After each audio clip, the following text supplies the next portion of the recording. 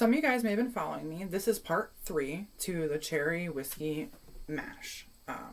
We had sourced some free cherries from a tractor trailer crash, and then we mashed them in with a nice grain bill. So recently I had distilled both barrels of whiskey, and we got a super nice spirit out of it. This is my heart's cut. So this is the sweetest part of my distillation off of those 2 barrels.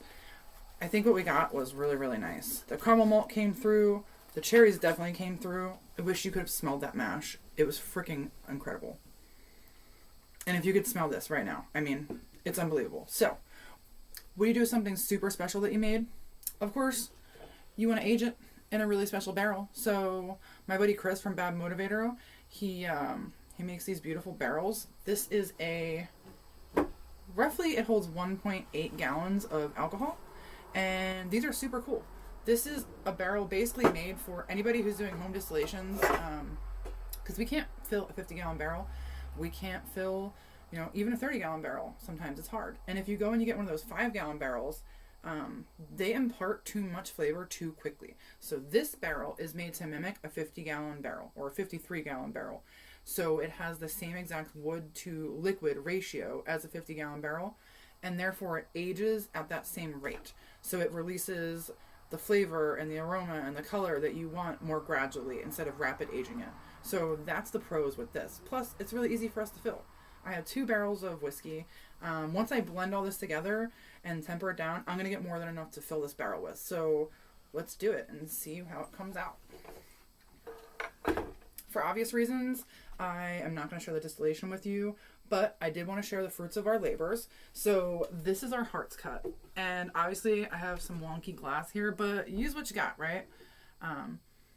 We're going to blend it right now. And just basically what I do when I run my liquor, I don't cap it and seal it off right away. I like to let it breathe and oxygenate, and you want to do that too. So I tell everybody to get coffee filters, and see what I did here. I put the ring over the coffee filter and just let it breathe for a couple days. When you come back, what you started out with is going to smell wildly different. That volatile chemicals, the volatile alcohols that you have distilled are going to evaporate out of it at room temperature, and you're going to be left with something a lot nicer. If you cap it, you're going to trap that in. So, gosh, it's almost like chocolate cherry. It's so good. I make my cuts really, really specifically. An easy way to do it is to make your cuts with your nose. You don't want to taste right away because you'll neutralize your palate. So you get some alcohol coming right off the worm. You can do this. Rub it in your hands.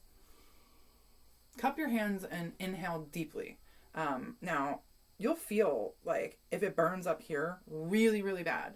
If you get that rubbing alcohol smell, then you're still probably most likely in your heads.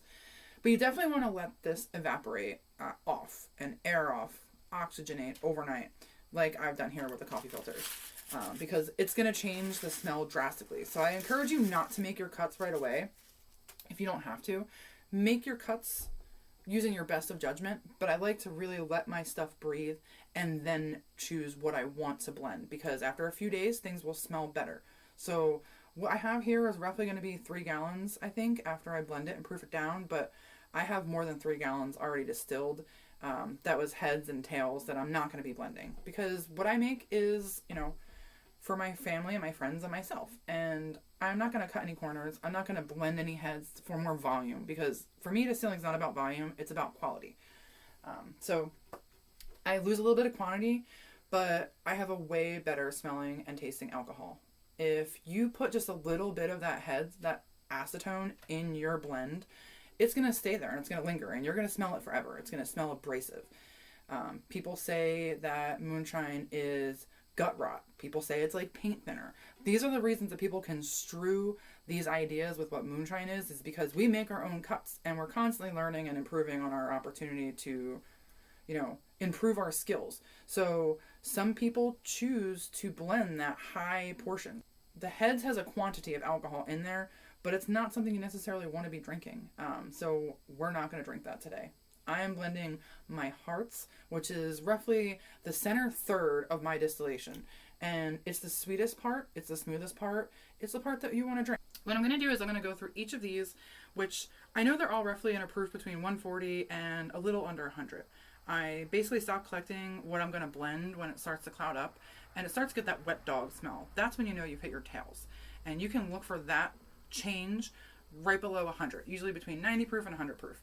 I usually start to look to make my heads cut, so I know that I'm taking my hearts at that point, usually between 150 and 40 proof, 140 proof. Now this will change depending on what type of still you're using, and a lot of different factors can change this. But I know with my still where I'm going to make my cuts, and you can figure out the same thing roughly through practice. The best way you can make your cuts is to smell. So I'm looking to make sure that there is not a rubbing alcohol smell or a wet dog smell. And the rubbing alcohol smell will tell you that you're in your heads. That wet dog kind of a smell will tell you that you're in your tails. This smells really nice and sweet, and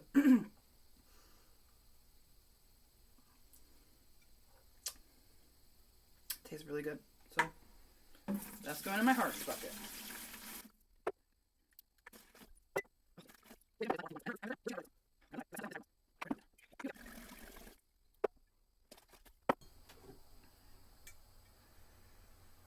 Now, by blending in this way, you're taking the beginning of your hearts, the middle of your hearts, and the end of your hearts, which at times can all have different flavors, and you're blending them together. And hopefully, you're going to get all the flavors to come back out, and you're going to get a really complex spirit. The way we made this mash, it had that red fruit from the cherries, we had 2 different kinds of corn, and then we had that really nice malted barley. So there was a lot going on for this mash, and I'm really hoping that the whiskey carries those flavors over and it translates nicely.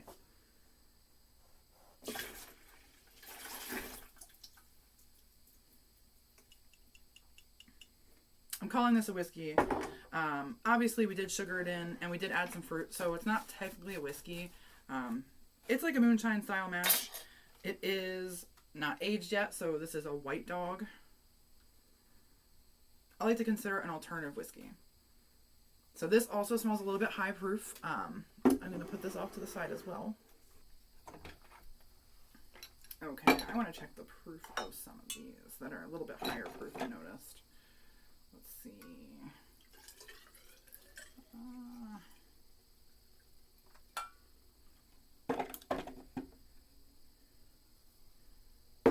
Yes, I spilled it a little bit. So I got these really nice hydrometers from Brady Instruments. They rock. They are like staggered hydrometers. I don't know if you can see that. This one is 110 to 0, so it's testing for lower proof. They have one that's 160 to 100. And then they have one that is 200 to 160. So it's more accurate. They're precision accuracy hydrometers. They're really, really good. Awesome, guys. Made in the United States. It's not like Chinese glass or anything. That breaks really easily.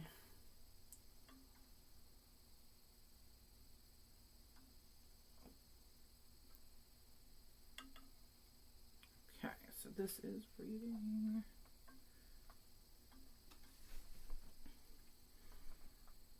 Okay, we're good. That's a little over 130. It's like 132. Going in.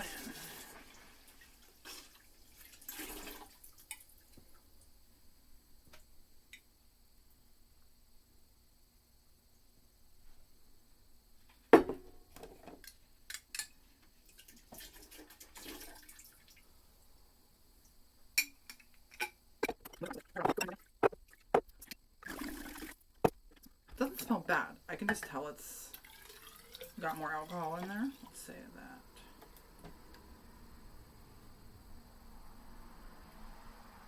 So yeah, it's not too much, but it is higher than the rest. So this one is right at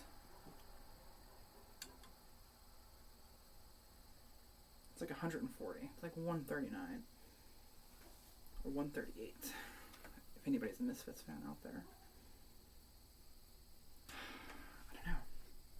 I'm just going to taste it because my nose is telling me it smells a little bit hot.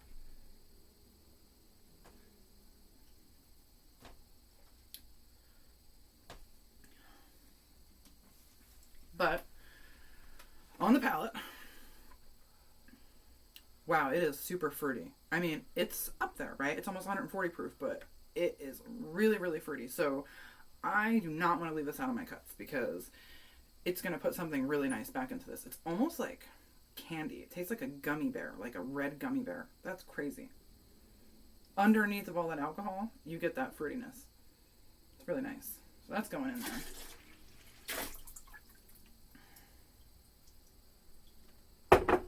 I try to be as discerning as possible when I'm making my blends and my cuts because every run has a really good sweet spot that tastes amazing. And most people are like, I don't know what I did wrong. I don't know what I did wrong. 90% of people are making their cuts wrong. They are blending heads, or they're blending their tails, or they're doing something. There is a sweet portion of your run, out of every run. I don't care if you messed up and you only got like 1 pint of alcohol. Somewhere in that pint, like 1/3 of that pint was delicious, and the rest of it was shit. You know, so you just got to find your hearts. You got to find your sweet spot. And this is also another thing that practice makes perfect on. When I first started blending and distilling, I was blending all the wrong parts. I was blending my heads, too much of them. And really quickly, I want to go over what is heads, hearts, and tails. Because I get a lot of people that are confused about this. There's something called 4 shots. 4 shots is the first thing that comes off the still. That is your methanol alcohol. So that is the poison that you throw away. And that is a really, really small percentage of your run. So you always see us throw that bucket off when we're running out in the woods. That is your 4 shots, not your heads. Your 4 shots is the poison. That's methanol that can make you go blind and make you go crazy. That's the part you don't want to drink. But your heads is safe to drink and consume, and that's roughly 1/3 of the beginning of your run. We call it a heads because it's a concentration of not just ethanol alcohol, but acetyl alcohol. So it's like that rubbing alcohol smell. It's basically rubbing alcohol. Whenever you distill different types of alcohol. First is the methanol. It's a really small percentage, like 5 to 10%. Throw it away. Then you have 1/3. The first third is roughly your heads. And that fluctuates depending on whether you're fermenting fruit or grains or whatever. There's all different reasons that your heads can be different amounts. You have to use your sense of smell and your sense of taste. But your heads is the first third of your run. Google a cuts chart. I'm going to put one up here actually while I'm talking. But your cuts chart is going to show you exactly visually what I'm talking about. Your heads, hearts, and tails. Your hearts is the center third of your run. That's your purest concentration of ethanol alcohol. The stuff that tastes sweet and smells good. That's what you want to drink. That's what you buy in the store is ethanol alcohol. Now, your tails is anything that's lower proof where you get more water content. So you have ethanol alcohol, higher water content, and when you start to develop at the end in your tails, the reason it gets cloudy is because you're developing fusel oils. Fusel oils is just a compound made through fermentation and distillation. It's a regular part of it, but it's what will cloud it up, and it's also what will help give you a hangover. So too much heads can give you a hangover, too much tails can give you a hangover. If you can make more finite cuts, you're not just making a better tasting product, but a better quality product because it's pure and more clean for you to drink, and it won't hurt your body as bad. And those are all the reasons that I make crazy cuts. That, and I'm neurotic, and I'm a perfectionist. So I have now blended all my hearts here. Let's see what the uniform proof of everything is. Give it a good stir. And it looks like, wow, yeah. Okay, so that yielded me 3 gallons.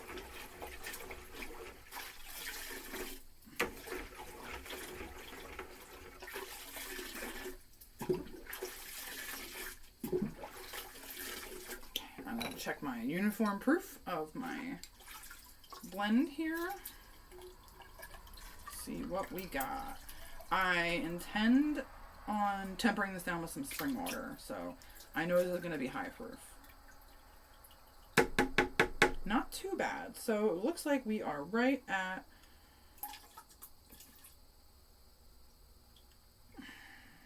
like 120 proof. Let's see. That is perfect.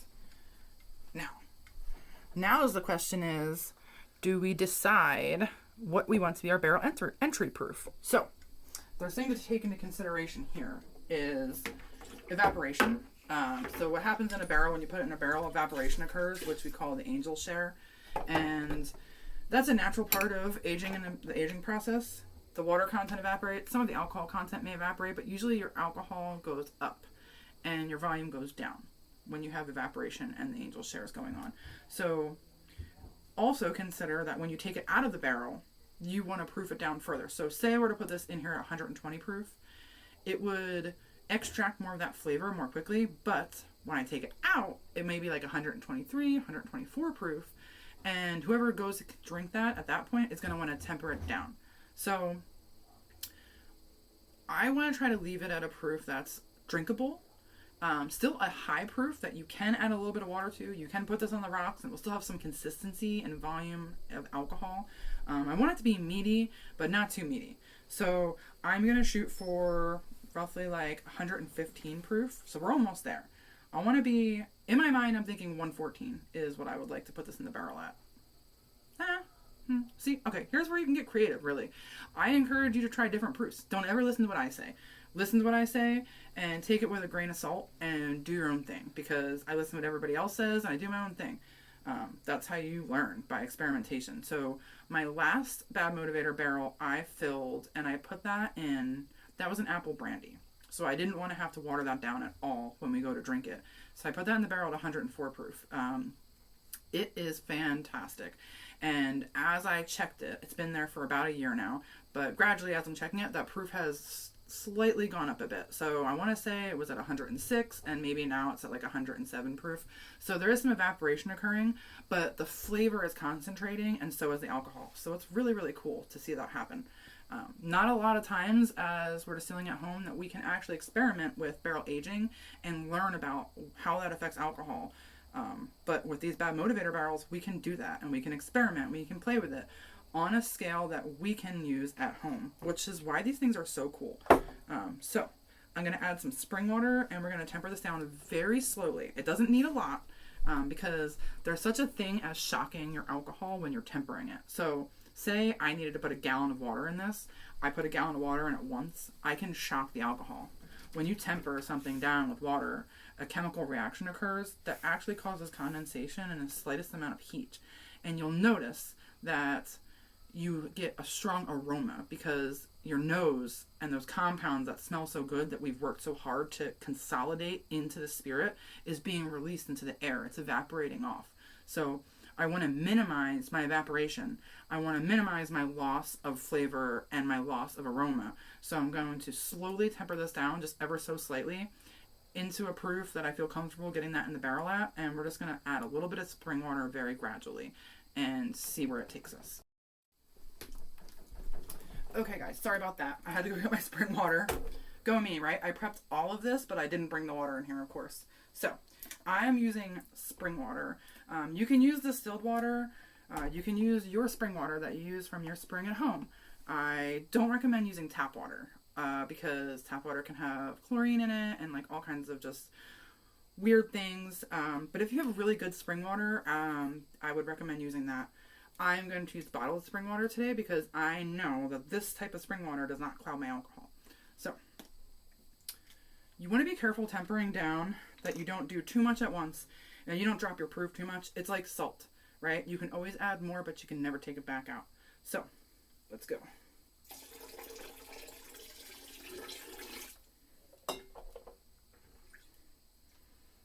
Going to add some water, give it a good stir.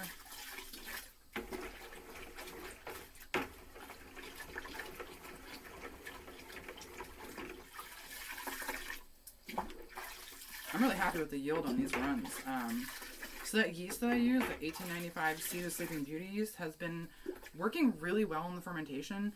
And where a bread yeast might stall the fermentation or just, it can basically survive in a mash up to like 10% alcohol by volume. So that means that's your cap. That's all your yeast can produce, regardless of how much sugar content's in your mash. But certain yeasts can live higher in a higher alcohol content environment. This yeast is one that produces really good alcohol and really good flavor. So I've been really happy with it. I'm always kind of amazed when I do my runs when I use this yeast at what it's actually producing for me.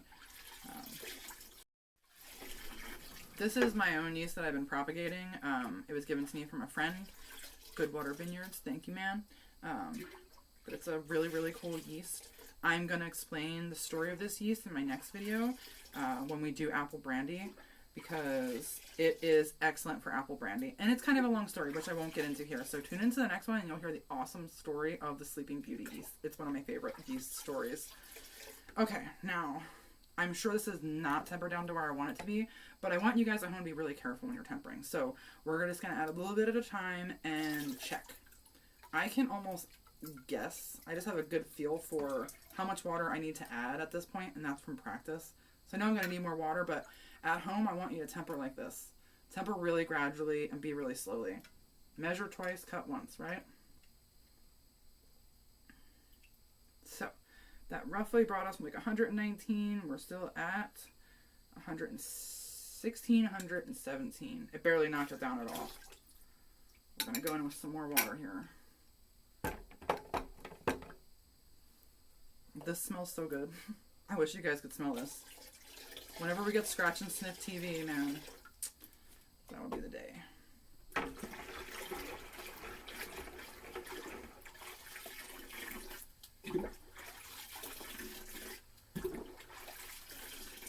I don't know why I do that either. I think I saw the Popcorn Sutton documentary where it was the last damn run, and they're proofing down their liquor with a ladle, and you know, the guy's mixing it and pouring from super high like this.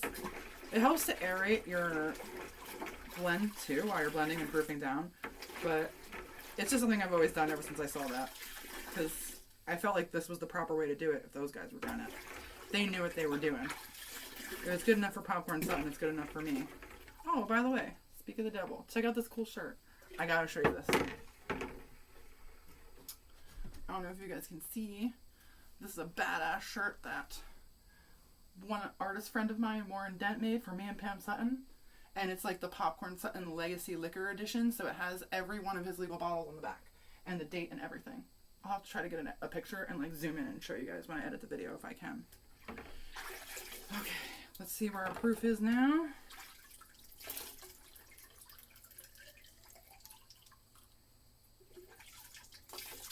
I swear it's funny. My whole entire wardrobe consists of camouflage and the color black, and then moonshine or distilling shirts, t-shirts. That is all I wear. And blue jeans and cowboy boots. If you want to know how to dress like Amanda, just wear moonshine, distilling shirts, and camouflage, and you're good to go. Okay, we're at 115 proof right now. So, we're getting there. We're getting there. I'm glad. I knew I was going to need a ton of water to cut this down to where I want it to be, but we're just going to take our time and go really slow.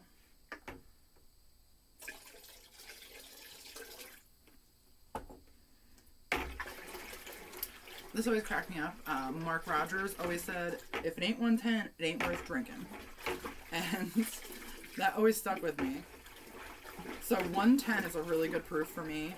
On all my Master Distiller episodes, if anybody watches, you notice that I always proof my liquor down to 110 by eye and taste. It's just a proof that is acceptable for people that like the high proof, but if you can distill right and you know what you're doing, you can get a jar of 110 to taste like a jar of 90 proof or 80 proof. And that's what you're really going for. Not just smooth whiskey, but high proof whiskey that tastes like low proof whiskey. That's when you know you did something right. Okay, let's see where we're at.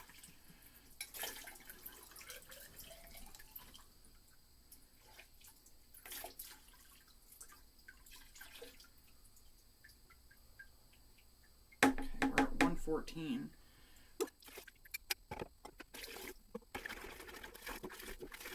And then I don't know if you guys can see the level on here, but we are right over 3 gallons, which is funny because I wasn't sure what I had here volume-wise. I just estimated, and I thought it would be right over 3 gallons. We literally nailed it. Which is going to be just enough for me to fill almost 2 of these barrels with. I do want to save one of the barrels. I have another one here. I think I'm going to save that for another spirit and probably just bottle the rest of it to make a white dog with it.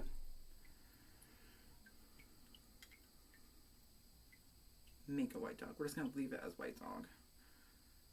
Okay, so I think we're at 112 right now. And I'm going to taste it. Because at this point, I'm not sure if I want to bring it to 110 or not, but I will know based on how it tastes.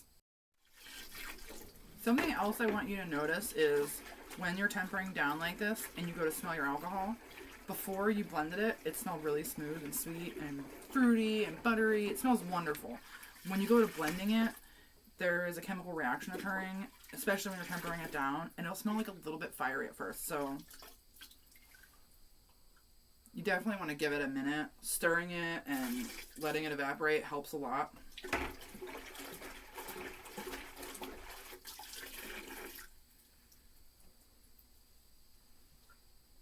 But we're going to give it a taste and see if we want to temper this down any farther or leave it just how it is.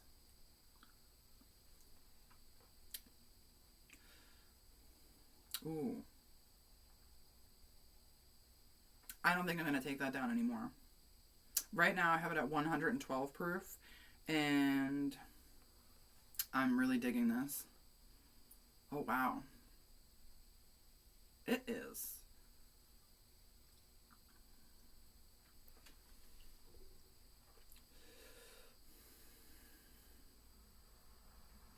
Oh, yeah. That is good. If you want to taste with your whole palate, you basically taste, kind of like swish around your mouth a little bit like you would a wine. And then you inhale through your mouth and exhale through your nose. That allows you to taste with your whole palate. And try it. If you've never tried that before, try it and you'll see. You're going to be like, oh, damn. Man, that's good. That is really grain forward, but like cereal grain and caramely. Really caramely. That caramel malt really, really translated. I know I went heavy on the caramel malt, but I wanted that to come through in this special mash, and it did. I get the red cherry on the finish, and damn, that is something really special. I'm leaving it right where it is. So our barrel entry proof is going to be 112. Let's get this stuff out of the way and put it in a barrel.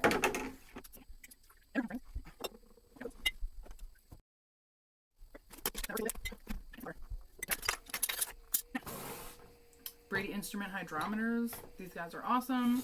Get you some if you need a nice set of hydrometers. Like, I have this one here. This is like one of the ones you can get off Amazon. It literally goes from 0 to 200. It's like your standard liquor hydrometer. But these aren't always super accurate. And I didn't even know that until I started using the precision hydrometers. And I realized the difference. It's super worth it. Everyone I know that's gotten them, I have literally 2 sets of these. Because in case one breaks, I'm going to keep on using them. So, now, I have my liquor. It's proofed down. I'm really happy with the taste. Yeah, see, now that I go back and smell it, it starts to smell more normal again.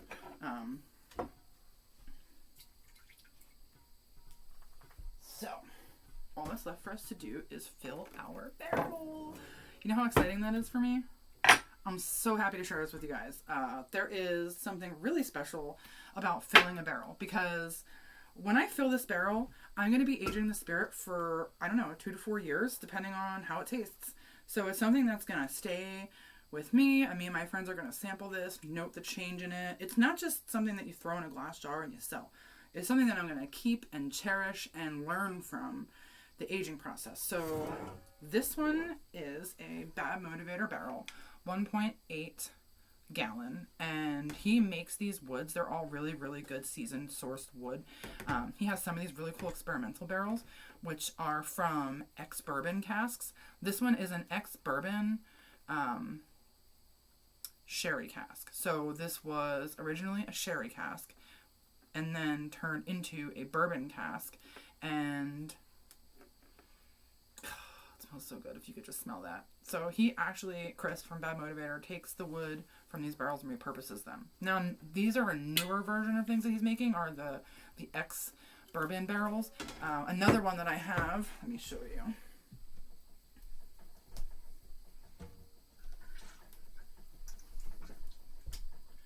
This one here was my first one ever, so this has apple brandy in it. And this one I special ordered, and it is a new charred American white oak, and you can order your level of toast and char, so you can literally order a barrel just like you would a 50-gallon barrel. I have had apple brandy in this for a year now, and it has these nice little spouts, so you can literally test it and check it out and see where it's at in the aging process, if you want to leave it longer. You just want to know how it's developed over the course of a few months. It's a really, really interesting, fun way to barrel your alcohol and keep it long term, and it just keeps getting better and better. This is, in December, this will be 1 year. So it is absolutely fantastic. over the course of that 1 year, it's changed dramatically. So it's just really exciting to put some whiskey in a barrel and see what happens to it. So let's do it. I have the Ozark Bad Motivator funnel set. So my buddy Wayne from Ozark Stillworks, he makes these sweet little funnel sets. Has your Thief, which is absolutely perfect for taking samples out of here if you need to. And he makes these really nice funnels. I mean, if you could, I don't know, my camera is kind of crappy. I will get a better camera, guys, I promise. But if you could zoom in on this, the machining, I mean, it's seamless. And he does excellent work. Super cool guy. And another total distilling nerd. Chris from Bad Motivator is a distilling nerd too. I gotta say, I just absolutely love my community of distilling nerds that I found, because when I started making liquor, I did this in secret by myself for years. Not by myself, with my friends, but we never told any other person that I made liquor. It was just a total secret thing, and I didn't hang out with other distillers, and I wasn't in the moonshining community. I did not have social media. I didn't have a computer. I didn't have a cell phone. I was totally off the grid until my friends forced me to go on the Master Distiller competition, and then I won. And then I became a main cast member on the Moonshiner show, at which point they said, Amanda, you need a cell phone, and you need a computer, and you need social media presence. And I really had to debate it for a little while, because I wasn't sure I really wanted to do all this. And look at me now. Now I'm making YouTube videos, right? You never know where life is going to take you. That is for sure. So basically, these barrels come wrapped and swollen, but he encourages that you keep the barrel and open it if you're keeping it before you fill it. You have to fill it with water overnight and let the wood swell up, which I've done, and then you drain the water out of it and you fill it up. So I'm going to fill this puppy up. I don't know what the best method to do that is. I'm about to find out now. I think I'm going to use quart jars, because then at least I can measure how much is going into this. Yeah, that sounds smart, right? Okay. Yeah, I mean, this is one of a few barrels that I have had the privilege of filling up myself. I have done some with Chris Yahara at Last Shot Distillery, big barrels, you know, like big girl stuff, which I love. I'm so grateful for all of the experiences I've had at the legal distilleries, and for the mentors that have taken me under their wing. But this is a really cool recipe. It is cherries that we sourced, grains that my friends gave me, and I got to share this mash in with you guys as my first like real YouTube videos. So it's a cool experience. I'll probably look back on this in a couple years and say, oh my god, what a horrible job I did, right? But at this moment, I'm pretty proud. Being able to take all this alcohol, I know how good this tastes. So this is a spirit that I'm proud of. And put it in a barrel that I'm proud of. And age it in a way that I know it's just going to keep getting better and better. Feels pretty good.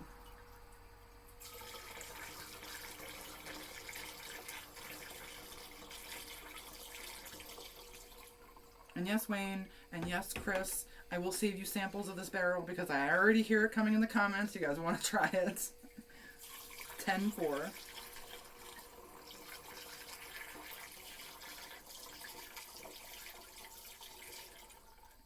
Okay, where are we at now?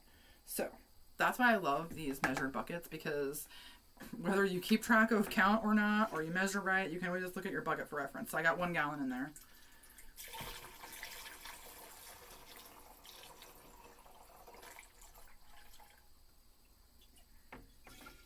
It smells good. Like, I can even smell the charred oak smell coming out of the barrel as I'm filling it. It's pretty cool. Okay, now I want to get careful, because I'm at 1.5 gallons mark. So I'm going to peek in here and see. Okay, I'm getting close. He recommends leaving a little bit of headspace on the top of these barrels, because the alcohol is going to condense and expand with the temperature change over time. So you want to leave a little bit of space. You fill it up all the way, it's never a good idea.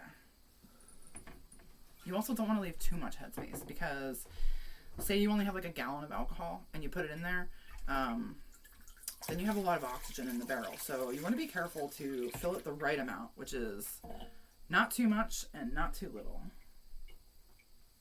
Ooh, I wonder if I can get a flashlight.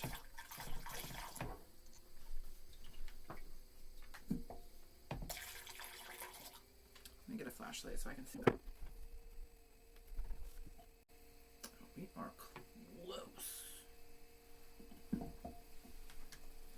Now, when in doubt, check.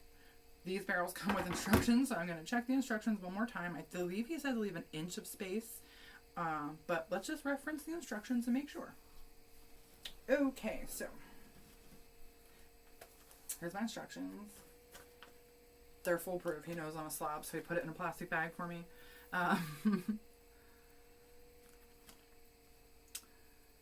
Leave about 5% headspace in the barrel. This small amount of space allows the spirit to expand and contract as seasons change. A tip is to fill the barrel to approximately 1 inch below the bung when it's positioned heads up, ensuring the right amount of headspace. Perfect. Okay, so see, I was right, but again, I just wanted to double check. All right, so that will do it. And I did get the Bad Motivator hammer when I got my first barrel because I couldn't resist. It is literally to put your bung in and take your bung out. Pun intended. So, yeah. Okay, are you guys ready? This is like the crowning moment. Oh, it's so exciting. Okay, once I do this, we are sealed up, and I'm not going to open this for a long time. So, this is the finale of Cherry Whiskey. And I want to thank you guys for... Let me get this out of the way. I want to thank you guys for coming along with me for the ride. That's always scary. So, let's see. I did get a little bit of alcohol on there when I was filling it, but I think I got it in there good. Obviously, you don't want to hammer it in too much that you crack the wood. Just enough that it seals up nice and tight.